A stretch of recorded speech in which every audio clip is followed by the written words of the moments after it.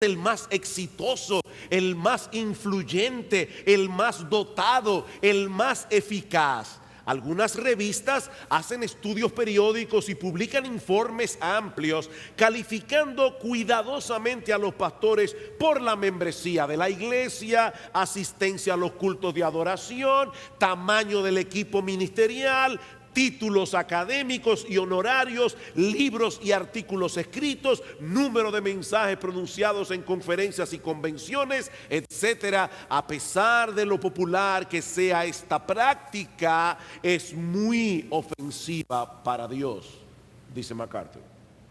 Uno de los problemas que suele ocurrir en una iglesia cuando decide jugar este tipo de juego, como le llama el pastor MacArthur, es que fácilmente terminamos sobreexaltando a algunos líderes y menospreciando a otros.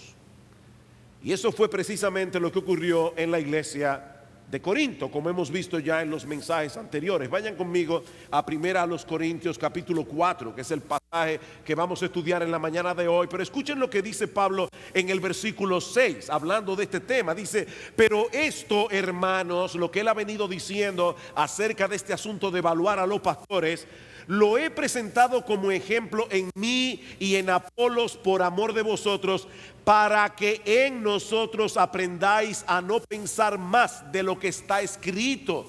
No sea que por causa de uno os envanezcáis unos contra otros. Os envanezcáis.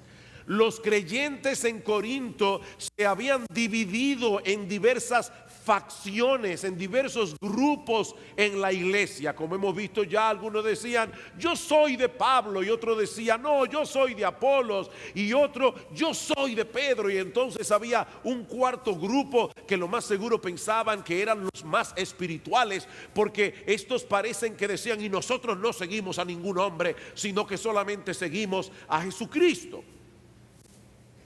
Estos cristianos necesitaban adquirir urgentemente una comprensión más adecuada del ministerio, o de lo contrario ellos seguirían idolatrando a algunos líderes en la iglesia y al mismo tiempo despreciando a otros. Y lo peor de todo, mis amados hermanos, es que la tabla de evaluación que esta iglesia estaba usando para evaluar a los pastores era una tabla de evaluación completamente mundana, de acuerdo a la sabiduría del mundo, no a la sabiduría de Dios.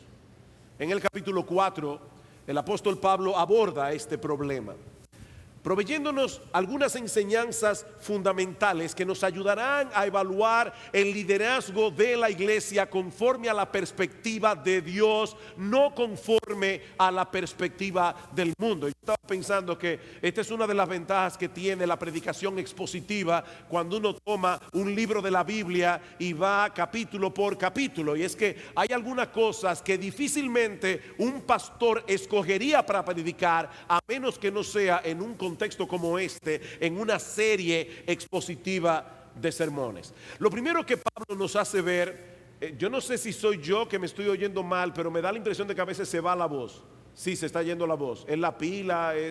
No. Aunque tenga que estar preso, prefiero que me oigan. Lo lamento, no me gusta estar preso, pero yo prefiero que ustedes me escuchen, y yo siento que a veces de repente, y vuelvo otra vez. Entonces, para que eso no pase, vamos al punto aquí.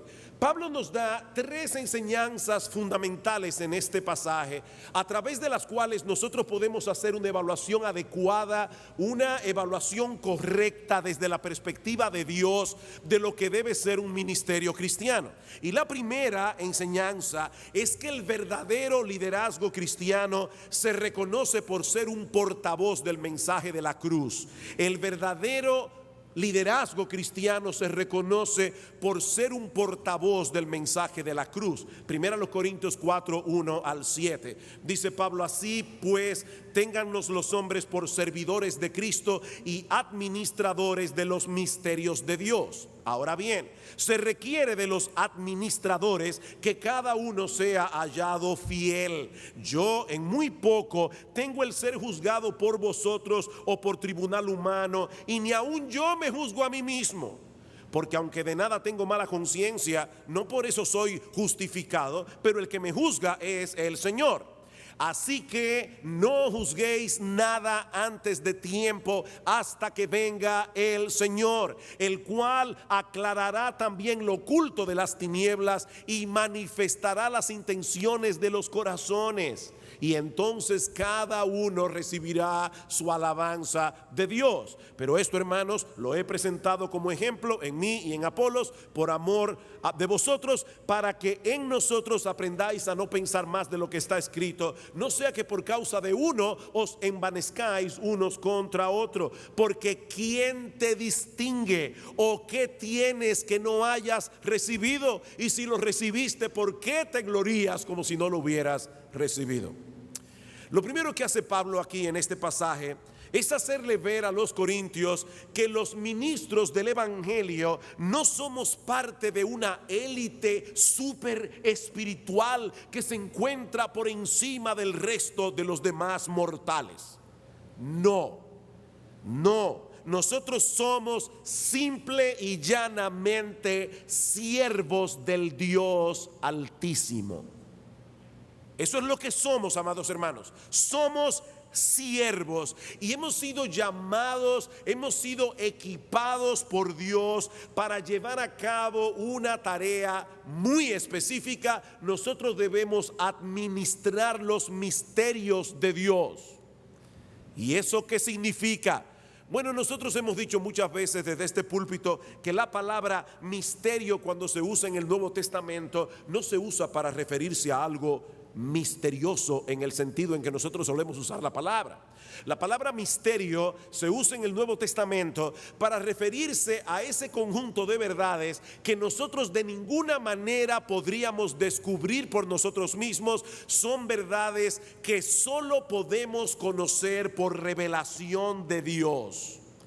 Y en el contexto de 1 Corintios, nosotros sabemos que Pablo se está refiriendo al evangelio. Él ha venido hablando del evangelio de la cruz. De hecho, noten en el capítulo 2 que estudiamos la semana pasada, dice en el versículo 6: sin embargo, hablamos sabiduría entre los que han alcanzado madurez, y sabiduría no de este siglo ni de los príncipes de este siglo que perecen, mas hablamos sabiduría de Dios en misterio, la sabiduría oculta, la cual Dios preparó desde antes de los siglos para nuestra gloria.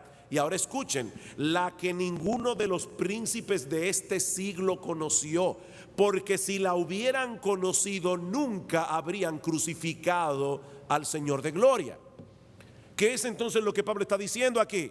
Pablo está diciendo que el evangelio, ese plan que Dios diseñó para salvar a los pecadores a través de la encarnación, muerte, resurrección de nuestro Señor Jesucristo, ese plan de salvación, ningún hombre lo habría podido descubrir por sí mismo. No importa qué tan inteligente sea, no importa qué tan agudo mentalmente y educada esta persona pueda llegar a ser, nadie puede descubrir el evangelio. Dios tiene que revelarlo. Y es ese mensaje del evangelio el que Dios nos ha encargado a los pastores, a los ministros, a sus siervos, que nosotros proclamemos. Noten el capítulo 2, versículos 1 al 5. Así que, hermanos, cuando fui a vosotros, dice Pablo, para anunciaros el testimonio de Dios, no fui con excelencia de palabras o de sabiduría. Ustedes recordarán cómo los griegos eran tan amantes de la buena oratoria, tan amantes de la filosofía. Les encantaba escuchar un buen proceso de argumentación. Y Pablo dice: yo no fui a vosotros queriendo impresionarlos con mi oratoria, queriendo impresionarlos con mi elocuencia, porque yo sé que ni mi oratoria ni mi elocuencia puede salvar a ningún pecador. Dice Pablo en el versículo 2: pues me propuse no saber entre vosotros cosa alguna, sino a Jesucristo y a este crucificado. Pablo predicaba el evangelio de Jesucristo. Eso no quiere decir que todos los sermones de Pablo eran evangelísticos en el sentido de que siempre tenían el propósito de presentar el evangelio a los incrédulos. Lo que Pablo está diciendo aquí es que no importa el tema que él estuviera exponiendo, el tema que él estuviera predicando, él siempre lo hacía a la luz de eso que pasó hace 2000 años en la cruz del Calvario. Cristo y este crucificado. Si estamos hablando a los matrimonios y estamos hablando a los esposos y queremos alentar a los esposos a amar a sus esposas como deben amarlas, ¿qué debemos hacer? Traer el evangelio. Maridos, amad a vuestras mujeres así como Cristo amó a la iglesia y se entregó a sí mismo por ella para santificarla. Él es el modelo. Él es el modelo. Cristo y este crucificado. Así que como servidores de Cristo, eso es lo que nuestro dueño nos ha mandado a hacer. Se nos ha confiado como mayordomos en esta casa, en esta familia, se nos ha confiado el evangelio. Y por lo tanto, ese mensaje del evangelio debe permanecer en el centro de nuestra predicación, en el centro de nuestro ministerio y aún en el centro de nuestras vidas, como veremos en un momento. Ahora, hermanos míos, si eso es lo que somos, siervos del Dios Altísimo, mayordomos a quienes se les ha confiado el tesoro del evangelio, ¿cuál es el criterio que usa Dios para evaluar a sus siervos? ¿Cómo nosotros sabemos si un pastor está haciendo lo que el Señor le ha mandado hacer? Pablo responde esta pregunta en el versículo 2. Ahora bien, se requiere de los administradores que cada uno sea hallado simpático. No. Se requiere de los administradores que cada uno sea hallado popular. No. Se requiere de los administradores que tengan una personalidad arrolladora, carismática. No. Se requiere de los administradores que sean hallados fieles. Fieles. Fieles a la encomienda que han recibido de Dios como administradores de su revelación. Miren, hermanos, ustedes no pueden imaginarse la presión que tienen todo el tiempo los predicadores para que dejen de predicar la palabra de Dios y se dediquen a predicar otra cosa. Y no es que prediquen el Corán. No, puede ser predicando la Biblia, pero no están predicando la Biblia. ¿Y cómo así? Bueno, yo puedo traer aquí un mensaje de autosuperación. El otro día estaba escuchando a una persona muy reconocida en los medios evangélicos y por eso voy a ahorrarme el nombre, pero él estaba hablando en la iglesia donde él predica acerca del gran valor que tiene la autoestima en el cristiano y cómo nosotros debemos hacer todo lo posible por elevar la autoestima de la gente a través de nuestra predicación. Y él citaba versículos bíblicos aquí y allá para probar su punto, un punto que no es bíblico. Hermanos, nosotros tenemos que predicar la Biblia. Nosotros tenemos que tomar el pasaje que está en las Escrituras y revelarlos delante de ustedes, que ustedes puedan salir de este lugar diciendo: yo entendí lo que Dios me quiso decir a mí a través de la predicación de su palabra. Esa es la responsabilidad que nosotros tenemos delante de Dios. Vamos a 2 Timoteo rápidamente. 2 Timoteo capítulo 1. Escuchen cómo Pablo le habla a su hijo Timoteo en la última carta que Pablo escribió. Pablo sabía que estaba a punto de partir y él estaba diciendo a Timoteo algunas de las cosas más importantes que él debía decirle a su hijo en la fe antes de su partida. Dice en el capítulo 1 versículo 13: retén la forma de las sanas palabras que de mí oíste. Retén la forma de las sanas palabras. Capítulo 2: tú pues, hijo mío, esfuérzate en la gracia que es en Cristo Jesús. Lo que has oído de mí ante muchos testigos, esto encarga a hombres fieles que sean idóneos para enseñar también a otros. Versículo 15: procura con diligencia presentarte a Dios aprobado como obrero que no tiene de qué avergonzarse, que usa bien la palabra de verdad. Al final del capítulo 3, Dice en el versículo 14, persiste en lo que has aprendido y te persuadiste. Y ahí es en ese pasaje que Pablo dice, toda la escritura es inspirada por Dios y útil para enseñar, para corregir, para redarguir, para instruir en justicia. Hermanos, la palabra de Dios es útil para todas esas cosas. ¿Qué debía hacer Timoteo? Capítulo 4, te encarezco delante de Dios y del Señor Jesucristo, que juzgará a los vivos y a los muertos en su manifestación y en su reino, que prediques la palabra, que instes a tiempo y fuera de tiempo, redarguye, reprende. A las personas hoy no les gusta eso. No, yo voy a la iglesia después de una semana de trabajo a sentirme bien. Dice Pablo, Timoteo, reprende, redarguye, exhorta con toda paciencia y doctrina. Esta es otra mala palabra en el día de hoy. No, yo quiero más amor, menos doctrina. No, yo quiero más amor y más doctrina. No es menos amor tampoco.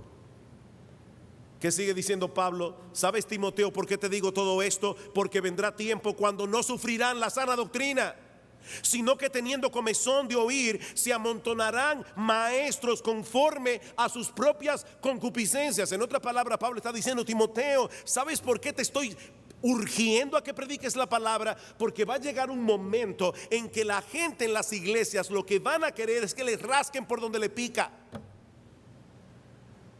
Ay, yo me siento tan bien. Mira, mi pastor es tan chistoso. Yo me muero de la risa. Para mí, ir a la iglesia, como me dijo una señora una vez, ir a la iglesia es como ir a un spa. Bueno, la iglesia debería ser como un spa, pero en otro sentido. En otro sentido. Ahora, noten algo importante en este pasaje.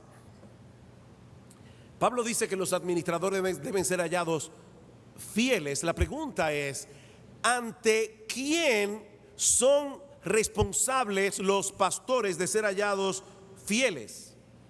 En otras palabras, ¿cuál es la opinión que realmente importa con respecto a sus ministerios?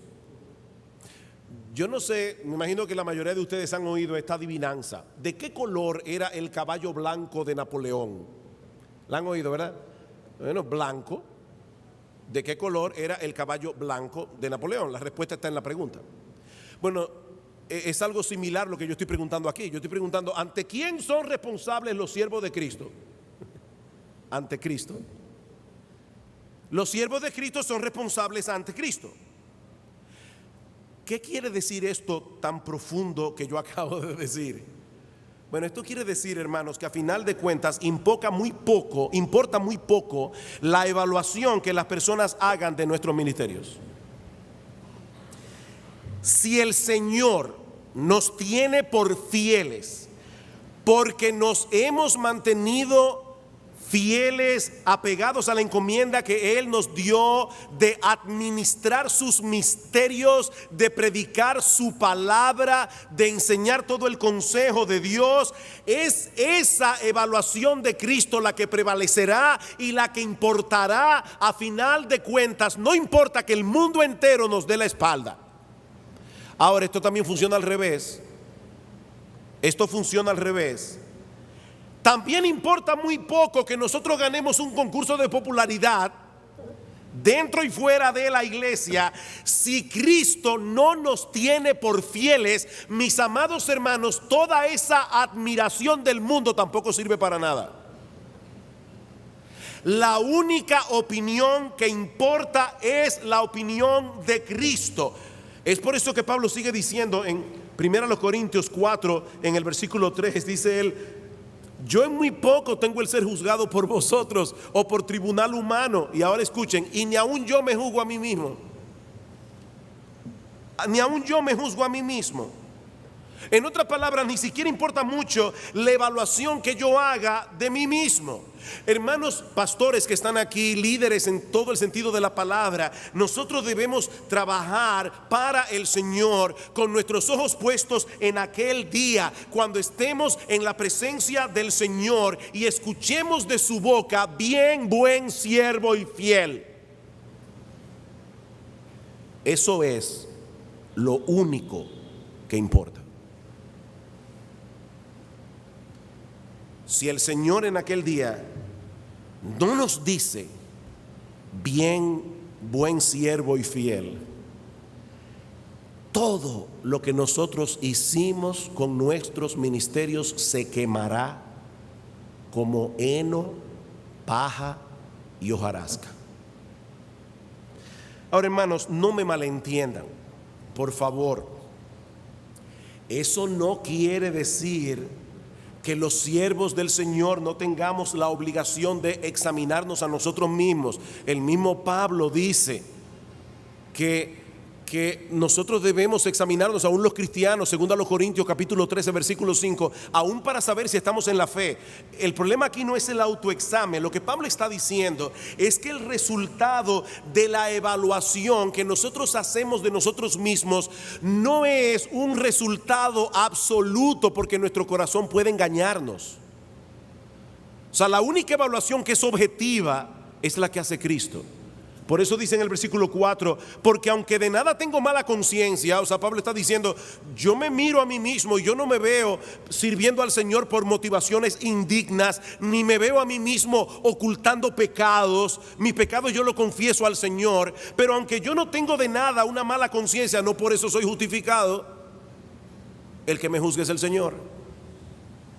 Hermanos, aún la evaluación que nosotros hacemos de nosotros mismos no siempre es objetiva. Pero por otra parte, debo decir que esto tampoco significa que los pastores no deben tratar de ganarse la confianza, el respeto de la congregación, o que nosotros debamos hacer oídos sordos de las opiniones que la iglesia pueda tener de nuestros ministerios. No, hermano, nosotros debemos estar dispuestos a escuchar. No somos perfectos, los pastores nos equivocamos y a veces ustedes ven cosas que nosotros no estamos viendo. Pero escuchen esto que dice Donald Carson: aún así, la lealtad auténtica de un líder no debe ser nunca a la iglesia o a un líder específico o a la tradición. Debe ser solo al Señor y a los misterios de Dios que Él nos ha confiado. Y ahora escuchen. Y si eso en algún momento implica un choque de voluntades entre ese líder y la iglesia, que así sea. Debe prevalecer la locura del Cristo crucificado, aun cuando la iglesia siga alguna bifurcación del camino. Es decir, si la iglesia decide irse a caminar por otra ruta, una ruta que la lleve lejos de la centralidad del evangelio. O sea, en otras palabras, hermanos, lo que Pablo está diciendo es: pastores, nosotros tenemos que permanecer firmes a la encomienda que el Señor nos ha dado, aunque el mundo entero nos dé la espalda, porque nuestra fidelidad es a Cristo. Ahora bien, a la luz de lo que Pablo ha dicho hasta aquí acerca de los líderes cristianos, ahora Pablo se dirige a los creyentes en Corinto directamente, para que dejen a un lado de una vez por todas esa actitud pecaminosa de estar exaltando a algunos pastores por encima de los demás y rebajando al mismo tiempo la autoridad de otros. Y Pablo les dice en el versículo 5: así que, hermanos, no juzguéis nada antes de tiempo, hasta que venga el Señor, el cual aclarará también lo oculto de las tinieblas y manifestará las intenciones del corazón. Este texto ha sido muy mal interpretado, como si Pablo estuviera diciendo que los cristianos no debemos pasar juicio sobre las doctrinas o sobre las prácticas ministeriales de ciertas personas o de la iglesia. No juzguéis para que no seáis juzgados. No, mis hermanos, eso es totalmente contrario a la enseñanza general de las Escrituras y aún al contexto mismo de esta carta, porque como veremos el domingo que viene, en 1 Corintios capítulo 5, Pablo reprende a esta iglesia porque ellos no juzgaron la actitud de un miembro de su iglesia que estaba andando en inmoralidad. Y Pablo dice: ¿ustedes debieron juzgar eso? Yo creo que el Señor Jesucristo nos da la pauta claramente cuando Él dice: no juzguéis según las apariencias, juzgad con justo juicio. No debemos juzgar según las apariencias. Ahora, Pablo quiere recordar a estos corintios y a todos nosotros dos realidades que deben moderar el juicio que hacemos de las personas en general y de los pastores en particular. La primera es, mis amados hermanos, que nosotros no conocemos cuál es el final de la historia. De la historia de cada persona y aún de cada pastor. Y por lo tanto no debemos pasar juicio antes de tiempo. Pablo dice: no juzguéis nada antes de tiempo, hasta que venga el Señor. Como bien ha dicho alguien, algunos que empiezan bien acaban mal, y otros que empiezan lentamente y vacilantes acaban con un triunfo total. Entonces, hermanos, nosotros todavía no sabemos cuál va a ser el final de cada persona. Pero no solo eso, Pablo también nos recuerda que nadie aquí tiene la capacidad de evaluar las motivaciones del corazón.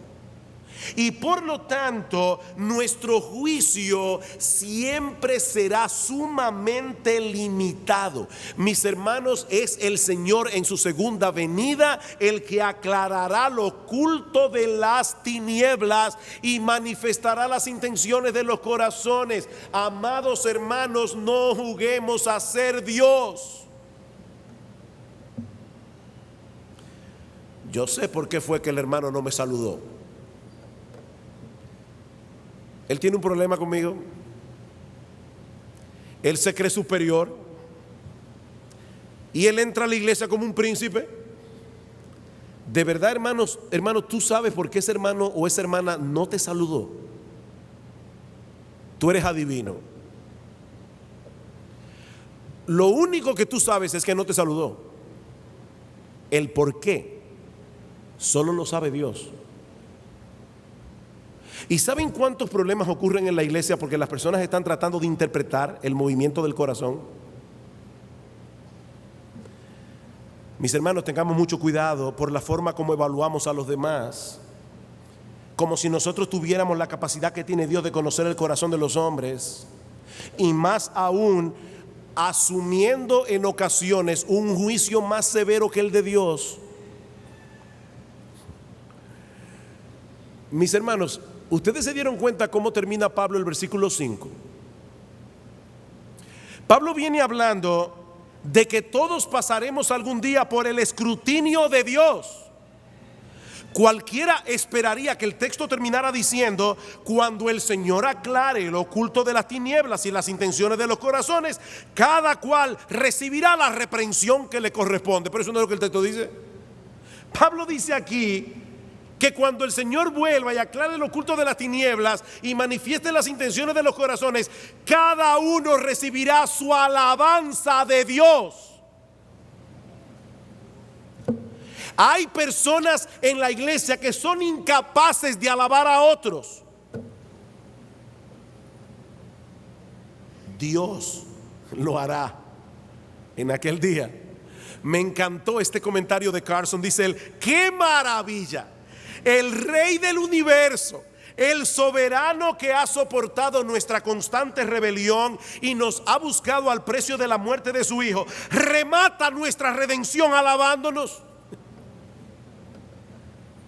¡Wow! ¡Qué Dios tenemos nosotros!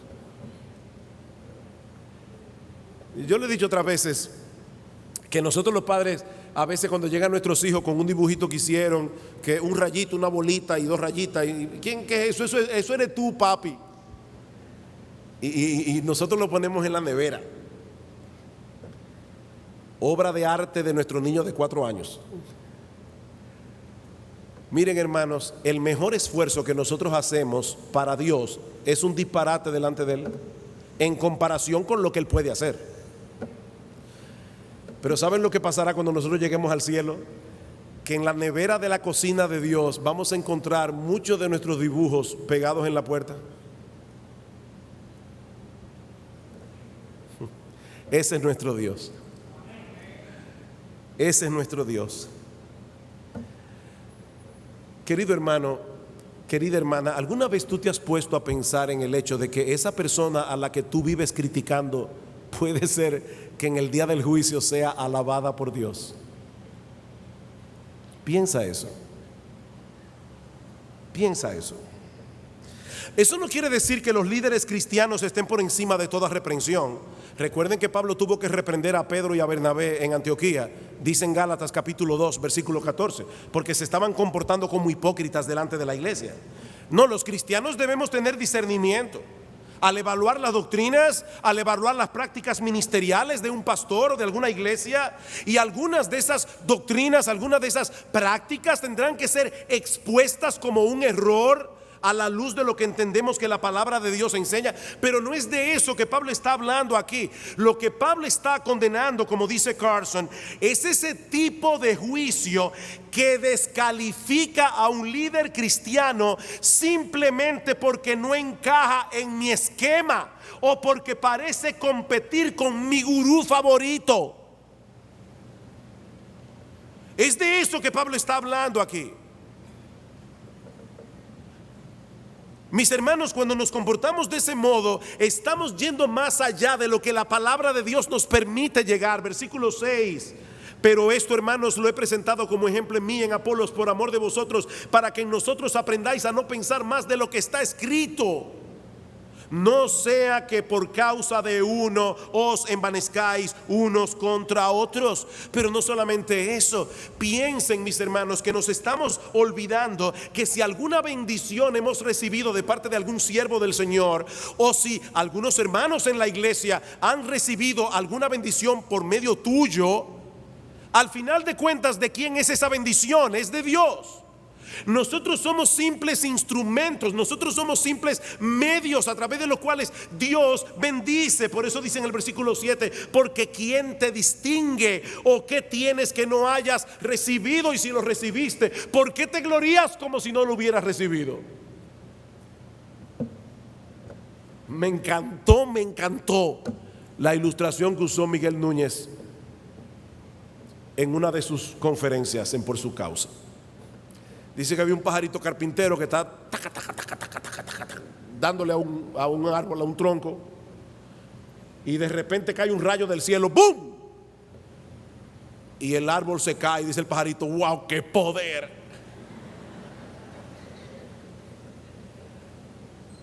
Mi hermano, ¿quién te distingue? ¿Qué tú tienes que no hayas recibido? Y si lo recibiste, ¿por qué te glorías como si no lo hubieras recibido? Eso es un don que da Dios. A Dios le ha placido. Dios no nos necesita a ninguno de nosotros, pero Él es tan bueno que a Él le ha placido escoger a seres humanos débiles y a través de ellos manifestar su poder y su gloria.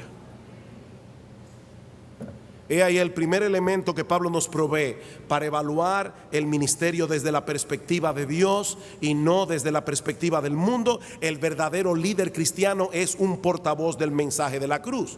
Pero precisamente por eso, y aquí viene el segundo elemento, el verdadero líder cristiano es una persona que vive a la luz de ese evangelio que predica. Él no solamente predica el evangelio, él vive a la luz de ese evangelio que predica. Eso es lo que Pablo viene a decirnos en los versículos 8 al 13. Ahora, antes de leer el pasaje, para poder entender esta porción de la carta que voy a leer en un momento, debemos conocer algunas costumbres a las que Pablo parece estarse refiriendo en este pasaje. Recuerden que el mundo en aquellos días estaba bajo el poder de Roma, del Imperio Romano. Cuando las legiones romanas regresaban victoriosas del campo de batalla, entraban en la ciudad en una gran procesión en la que primero venían los militares más veteranos, luego venían los militares más jóvenes y detrás de todos los enemigos que habían sido capturados en batalla. Estos prisioneros también eran alineados en un orden de rango descendente. En la parte delantera iban aquellos que pertenecían a las clases más altas, ahí iban los generales, los capitanes, y así hasta que al final de la cola estaban los soldados y los que pertenecían a las clases más bajas. Estos que estaban obviamente al final de la cola en la procesión se tragaban todo el polvo de los demás, y ellos ya sabían de antemano que estaban destinados a terminar en el teatro, peleando con gladiadores o siendo tirados simplemente a las bestias para que las bestias se los comieran vivos para entretenimiento del pueblo. Y ahora Pablo se vale de esta figura para hacer un contraste entre él y los apóstoles por un lado, y los corintios que se estaban jactando y envaneciendo por el otro. Lean ahora los versículos 8 y 9. Pablo dice: ya estáis saciados, ya estáis ricos, sin nosotros reináis, y ojalá reinaseis para que nosotros reinásemos también juntamente con vosotros, porque según pienso, Dios nos ha exhibido a nosotros los apóstoles como postreros. Nosotros somos los últimos en la procesión, los que se tragan todo el polvo, los que van a terminar en el teatro como un espectáculo. Los apóstoles, Dios nos ha exhibido como postreros, como a sentenciados a muerte, pues hemos llegado a ser espectáculo al mundo, a los ángeles y a los hombres. Wow. Mire, mis hermanos, todo este pasaje está cargado de una fuerte ironía y sarcasmo. Eso no quiere decir que ahora te pongas a hablar con ironía y con sarcasmo. Pablo estaba siendo aquí inspirado por el Espíritu Santo. Tú no lo eres. Generalmente cuando usamos la ironía y el sarcasmo, fácilmente se nos puede ir la mano. Yo creo que hay momentos para usar la ironía como una forma de querer chocar a una persona y hacerlo reaccionar. Y eso es exactamente lo que Pablo está haciendo aquí. Pablo quiere desinflar el orgullo de los corintios. Y ahora les está diciendo: ustedes dan la impresión de que no necesitan absolutamente nada, como si ya estuvieran reinando con Cristo. Ustedes se sienten profundamente satisfechos y prósperos y quisieran que nosotros, los líderes de la iglesia, tengamos ese mismo aire de triunfalismo que ustedes tienen. Ojalá estuvierais reinando, dice Pablo, porque eso significaría que ya Jesucristo regresó del cielo para reinar en gloria. El problema es que eso no ha sucedido todavía. Nosotros estamos en el campo de batalla. Nosotros estamos en medio de un mundo que aborrece al Señor y al Evangelio. Es por eso, mis hermanos, que Santiago dice en su carta: oh almas adúlteras, ¿no sabéis que la amistad con el mundo es enemistad contra Dios? Cualquiera pues que quiera ser amigo del mundo se constituye en enemigo de Dios. Nosotros no hemos llegado al cielo, Jesucristo no ha regresado en gloria, nosotros estamos todavía en terreno enemigo. ¿Saben, mis hermanos, lo que ocurre cuando los cristianos comenzamos a suspirar por los aplausos y la aceptación del mundo? Que terminamos abandonando la predicación del Evangelio y el estilo de vida que el Evangelio promueve, porque nosotros sabemos que el Evangelio es considerado en el mundo como la más grande locura y necedad. Noten el versículo 10, dice Pablo: nosotros somos insensatos por amor de Cristo, mas vosotros prudentes en Cristo. Otra vez, aquí está la ironía, no lo olviden. Nosotros débiles, mas vosotros fuertes, vosotros honorables, mas nosotros despreciados. ¿Qué es lo que Pablo está diciendo aquí? Bueno, es como si él estuviera diciendo: el mundo nos tiene por insensatos por el hecho de proclamar ese mensaje que ellos consideran como una locura.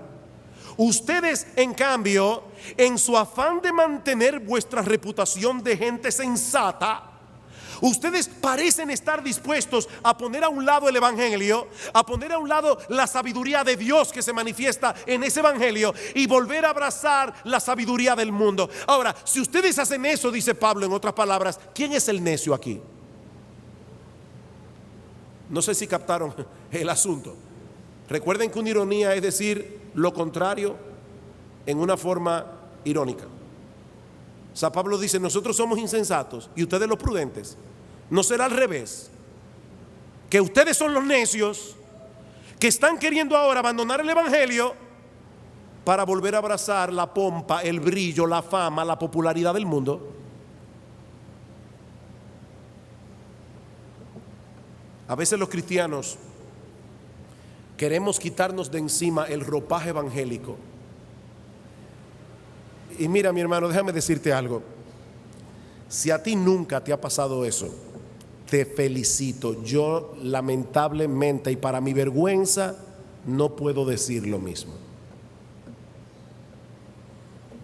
Y uno quiere hablar en un lenguaje como para que la gente vea que uno no somos tan estúpidos. Nos queremos quitar de encima ese ropaje evangélico.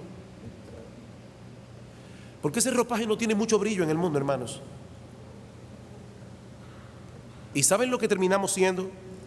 Unos verdaderos insensatos. Porque nos estamos alineando con esa sabiduría del mundo que fue totalmente derrotada por la sabiduría de Dios.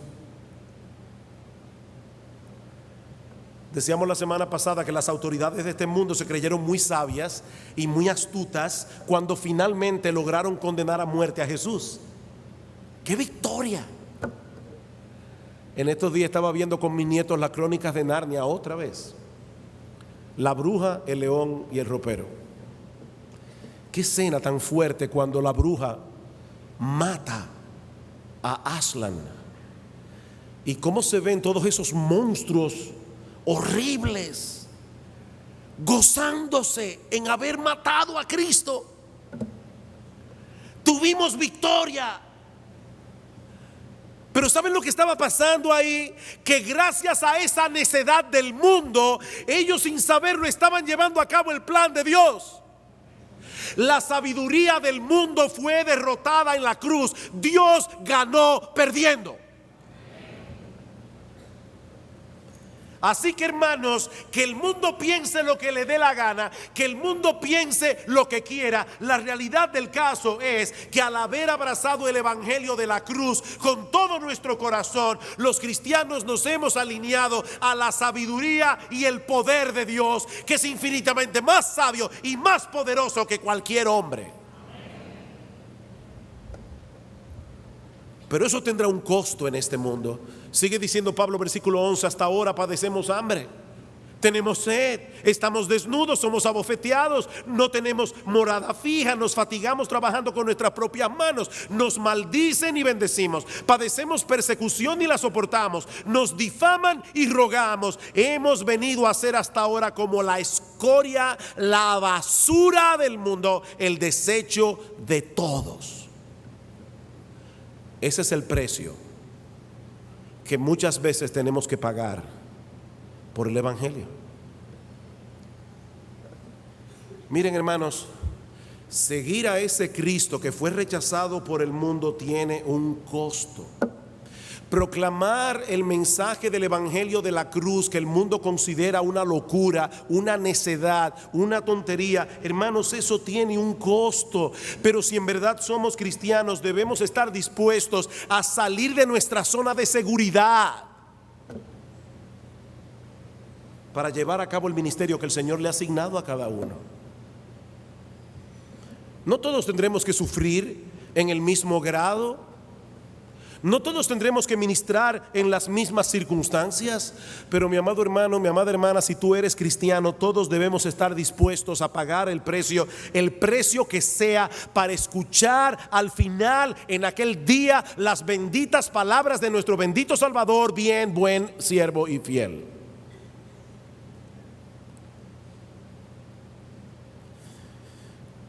Me imagino que alguien debe estar pensando: bueno, pastor, pero no me compare con el apóstol Pablo. Yo soy un cristiano común y corriente, sin muchas pretensiones. Es más, ni ministro del evangelio soy. Yo soy un simple cristianito. Bueno, mi hermano y mi hermana, si tú estás pensando así, escucha ahora nuestro tercer y último encabezado, que veremos mucho más brevemente. El verdadero líder cristiano no solamente proclama el evangelio de la cruz, no solamente vive a la luz de ese evangelio de la cruz que proclama, sino que también promueve en el pueblo de Dios el camino de la cruz. El verdadero líder cristiano promueve en el pueblo de Dios el camino de la cruz. Versículo 14 al 17. No escribo esto para avergonzaros, sino para amonestaros como a hijos míos amados. Porque aunque tengáis 10,000 ayos en Cristo, los ayos eran esclavos que habían en las casas, sobre todo de las personas ricas, que guiaban a los niños a la escuela, y eran personas que tenían cierta autoridad sobre los niños, pero no tanto como el padre. Ahora dice Pablo, aunque ustedes tengan 10,000 años en Cristo, no tendréis muchos padres, pues en Cristo Jesús yo os engendré por medio del Evangelio. Por lo tanto os ruego que me imitéis. El mismo Pablo que ha dicho, yo estoy hambriento, desnudo, sufro la consecuencia de vivir el Evangelio, dice, imítenme en eso. Por esto mismo os he enviado a Timoteo, que es mi hijo amado y fiel en el Señor, el cual os recordará mi proceder en Cristo de la manera que enseño en todas partes y en todas las iglesias. En los días de Pablo se esperaba que los hijos imitaran a sus padres. Eso es un tanto extraño en esta época, porque hoy día más bien los hijos hacen todo el esfuerzo posible por parecerse lo menos que puedan a sus padres. El individualismo es una bandera hoy que los muchachos levantan con orgullo. No me parezco a mi familia, sépanlo todo. No, en la época de Pablo no era así. En la época de Pablo se asumía que los hijos iban a imitar a los padres. Y de hecho, si un padre era panadero, era muy probable que el hijo terminara siendo panadero. Y ahora Pablo está diciendo, a la luz de esa realidad cultural de su época, no olviden que fui yo el instrumento que Dios usó para engendrarlos espiritualmente. Por más que ustedes rechacen mi ministerio, dice Pablo, ustedes no van a negar la realidad de que Dios quiso históricamente usarme a mí para fundar esta iglesia. Yo los engendré. Por lo tanto, dice Pablo, imítenme, porque los hijos imitan a los padres. Eso no quiere decir que Pablo esperaba que ellos se convirtieran en apóstoles o que todos ellos se convirtieran en misioneros como era Pablo y llevaran el evangelio a países lejanos. No, lo que ellos debían imitar era la pasión de Pablo por vivir a la luz del evangelio, sin importar las consecuencias que eso pudiera acarrear en sus vidas. Eso es lo que Pablo está diciendo, imítenme a mí, que en vez de seguir persiguiendo los valores que el mundo persigue, abrazaran de todo corazón el evangelio de la cruz, que estuvieran dispuestos a seguir a Cristo crucificado, con todas las implicaciones que eso tiene. Imítenme en eso, dice Pablo. Miren, mis hermanos, el asunto no es creer en las doctrinas correctas solamente, es estar dispuestos a vivir el estilo de vida que esas doctrinas promueven. Tú dices creer que el Hijo de Dios dejó su zona de seguridad y de comodidad en los cielos, se hizo hombre para morir en una cruz por pecadores que lo odiaban, para rescatar al hombre de su perdición. Tú dices creer eso. Mi hermano, ¿cómo se supone que deben vivir todos aquellos que tienen esta doctrina?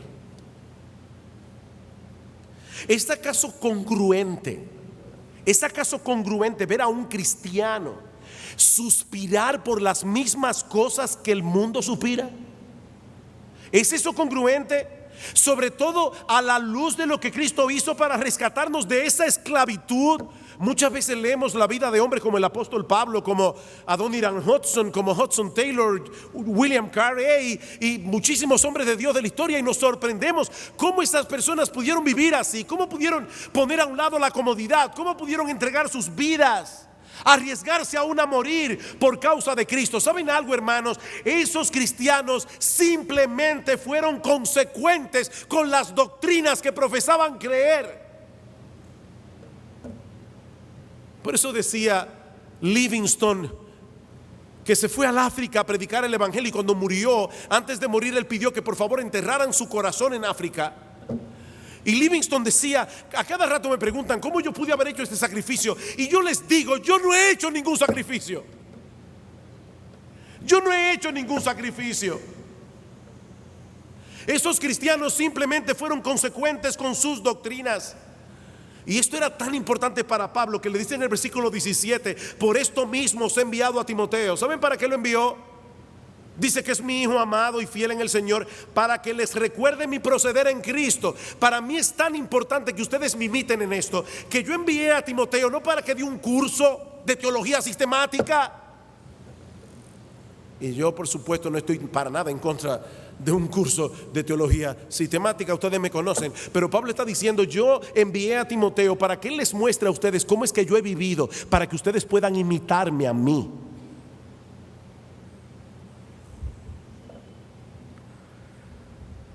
Pablo dice: cuantas cosas eran para mi ganancia, las he estimado como pérdidas por amor a Cristo.